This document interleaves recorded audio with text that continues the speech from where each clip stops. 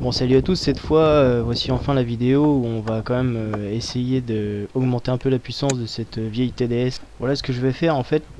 La première chose à savoir, c'est que ça va pas être valable pour tous les TDS. En fait, il y a deux générations de TDS.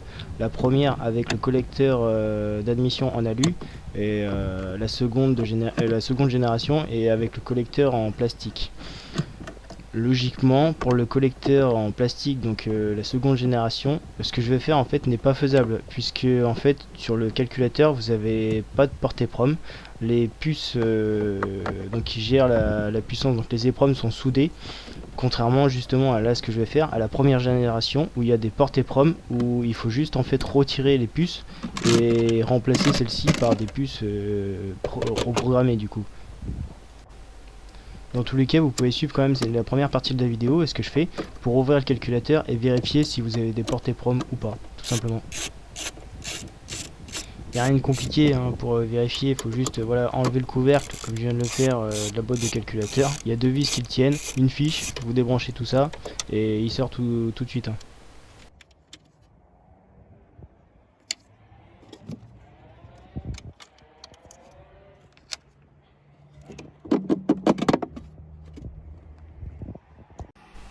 Maintenant il va falloir l'ouvrir, donc il y a 4 vis sur le dos du calculateur, il y a 4 vis en façade au niveau de la fiche et tout le reste en fait c'est des pattes qu'on peut du coup tordre un peu au tournevis pour écarter un peu les matières du coup et sortir le couvercle du dessus.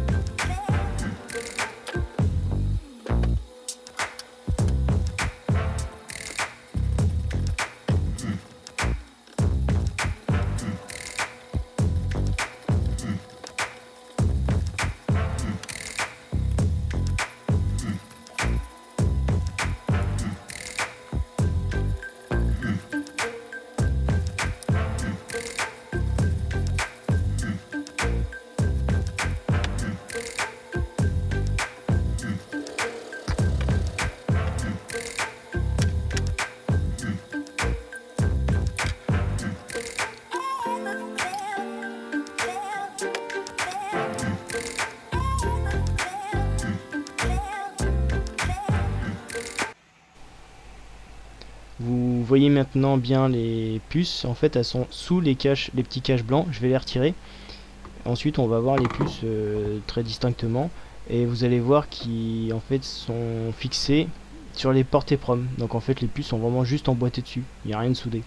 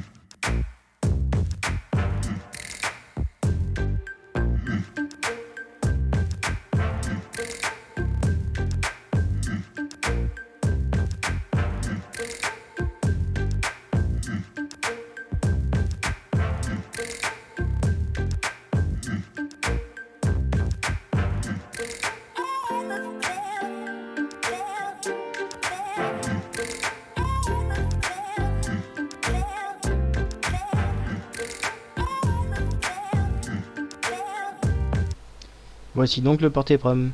Donc moi je remplace en fait qu'une seule puce. Après tout dépend par qui vous allez passer en fait pour faire, enfin pour acheter la programmation des puces. Certains en ont qu'une, certains en ont deux. Après là à la limite peu importe, c'est vous qui faites votre choix. C'est le même principe de toute façon, même si vous changez les deux puces sont sur portée prom, donc voilà, il n'y a aucun changement, hein, faut juste changer les deux au lieu d'une, mais moi là dans mon cas, j'ai besoin de remplacer juste celle de gauche, la 666, donc voilà, aucune difficulté particulière, hein. Ça s'enlève, ça se remet, donc c'est tout.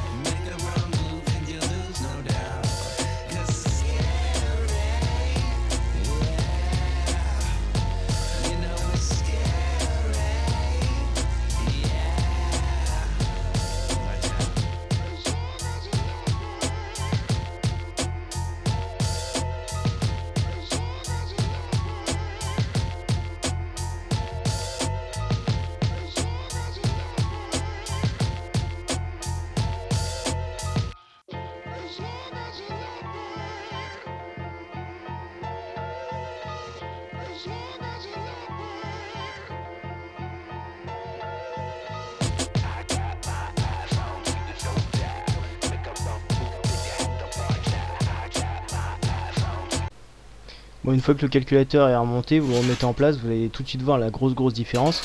Et franchement, c'est pas une blague, ça change vachement au niveau du couple. La seule chose, c'est que vous allez certainement voir une grosse fumée noire dans l'échappement au régime. Et en fait, c'est normal, puisque la puce augmente sensiblement en fait le débit de gasoil. Sauf que le turbo, lui, il est toujours réglé pareil. Donc en fait, il n'y a pas assez d'air pour le débit de gasoil.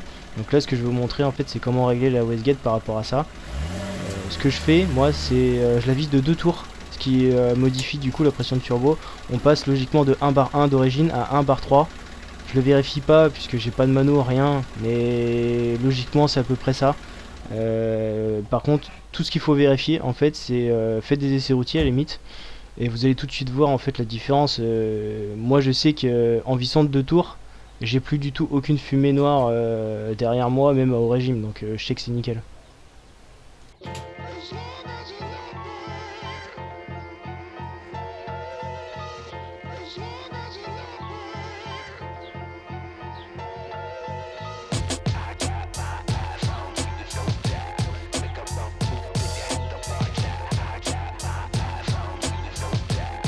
Bon là j'essaye de vous montrer du coup la wastegate du turbo.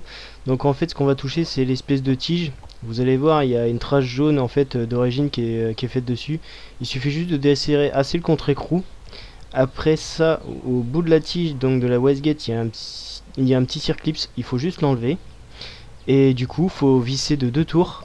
Donc remettre le clips. Il faudra tirer un peu sur la wastegate du coup parce que forcément la tige sera plus assez longue, mais c'est normal. Et remettre le contre-écrou, enfin resserrer le contre-écrou et c'est tout. Pour ceux qui croiront pas à la différence de puissance, je vous remets en bas à droite la vidéo du premier essai, donc avec la voiture totalement d'origine, sans plus sans pression de turbo, hein, normal d'origine. C'est assez pas mal.